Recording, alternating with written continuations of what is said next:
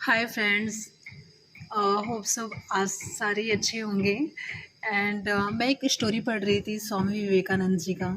And I know आप सबको पता ही है कि स्वामी विवेकानंद कौन थे, क्या थे, एंड उन्होंने हम सबको क्या सीख दी है। और आई लव हिम, मुझे वो बहुत पसंद है, बहुत ज़्यादा। बिकॉज़ उनकी हर बातें दिल पे छू छू जाते हैं। आज उन्हीं की हम बात करने वाले हैं। सो विवेकानंद स्वामी जी ने कहा है कि कण कण में छुपे हैं भगवान। सो उनका एक प्रसंग है और एक ये सच्ची घटना है। एक बार स्वामी विवेकानंद को एक राजा ने अपने भवन में बुलाया और बोला, तुम हिंदू लोग मूर्ति की पूजा करते हो, मिट्टी पीतल पत्थर की मूर्ति का, पर मैं ये सब नहीं मानता, ये तो केवल एक पदार्थ है। उस राजा के हिंसासन के पीछे किसी आदमी की तस्वीर लगी थी। विवेकानंद जी की नज़र उस तस्वीर पर पड़ी। विवेकानंद जी ने राजा से पूछा, राजा जी ये तस्वीर किसकी है? राजा बोला, मेरे पिताजी की। स्वामी जी बोले, उस तस्वीर को अपने हाथ में लीजिए। राजा तस्वीर को हाथ में ले लेता है। स्वामी जी राजा से, अब आप उस तस्वीर पर थूकिए। स्वामी जी तो स्वामी जी हैं, उनकी बात में मीनिंग ना हो ऐसा तो हो ही नहीं सकता। राजा ये बात क्या बोल रहे हो स्वामी जी? देन स्वामी जी, मैंने कहा उस तस्वीर पर थूकिए। राजा तो क्रोध से भर गया और स्वामी विवेकानंद से, आप होश में तो है, मैं ये काम नहीं कर सकता।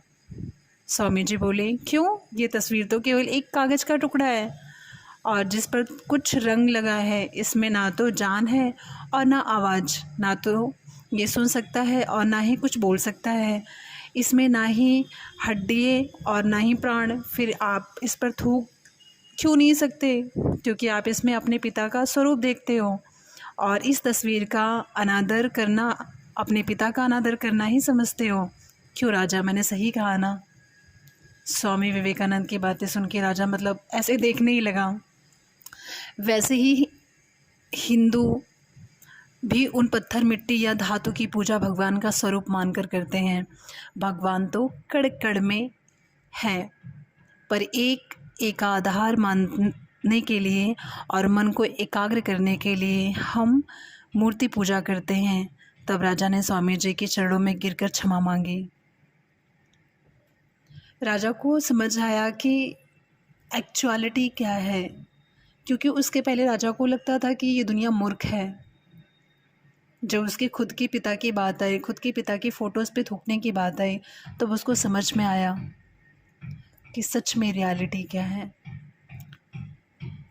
हम जितने भी हिंदुओं की बात करें और जितने भी महापुरुषों की बात करें, वो ऐसे ही महापुरुष नहीं बने हैं यार। सनातन धर्म तो सनातन धर्म ही है। एक एक चीज़, एक एक बात ऐसे दिल को छू जाती है। और स्वामी विवेकानंद तो एक महान व्यक्ति थे, जिनके बारे में हम कल्पना मात्र से ही इतनी हैप्पीनेस आ जाती है हमारे दिमाग में, हमारे मन में इतनी शांति आ जाती है। हमें लगता है कि मतलब कोई शब्द नहीं बचता है उनके लिए कि हम कौन सा शब्द उन्हें कहें।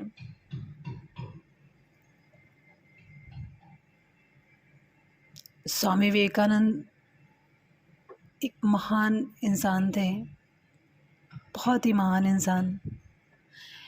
उनकी एक कहानी मुझे याद आती है। उन्होंने बचपन में कहा था कि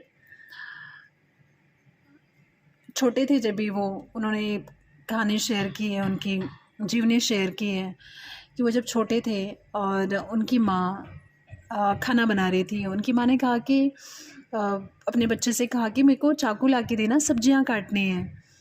तो विवेकानंद जी जाते हैं और चाकू लेके आते हैं। तो विवेकानंद जी जब अपनी माँ को पकड़ाते हैं चाकू, उनकी माँ हंसने लगती हैं और अपने बेटे को ऐसे पकड़ती हैं और उनको चूमती हैं। और विवेकानंद जी कहते हैं कि माँ आप क्यों, क्या हो गया, आप ऐसे क्यों, मतलब इतनी प्यार भरी निगाह से मुझे देख रही हैं? तो उनकी माँ कहती हैं कि बेटा मुझे तुम्हारा भविष्य दिख रहा है और भविष्य ये दिख रहा है कि तुम इस दुनिया को बहुत कुछ देने वाले हो, इस दुनिया को बहुत कुछ समझाने वाले हो। तो स्वामी विवेकानंद जी ने कहा कि क्यों, क्या हुआ? तो उन्होंने कहा कि जब आपने ये चाकू मुझे पकड़ाया तो आपने जिस साइड में धार होता है उस साइड अपने हाथ में पकड़ा था, और जिस साइड अ, उसकी लकड़ियाँ होती है उस साइड आपने मुझे पकड़ाया। ये इसका क्या रीज़न है? तो स्वामी विवेकानंद जी ने कहा कि मुझे लगा कि आपके हाथ ना कट जाएँ, इसलिए मैंने इस साइड से पकड़ा। तो फिर उनकी माँ ने कहा कि यही रीज़न है कि आप हमेशा सबको यही शिक्षा देंगे कि सर्वोपरि कैसे बना जाता है। तो मैं आप सबको बस इतना ही कहना चाहती हूँ कि स्वामी विवेकानंद जी की स्टोरीज़ आप पढ़ेंगे, ऐसी लाखों बातें हैं जो हमें जाननी चाहिए, समझनी चाहिए। Thank you so much everyone. Bye.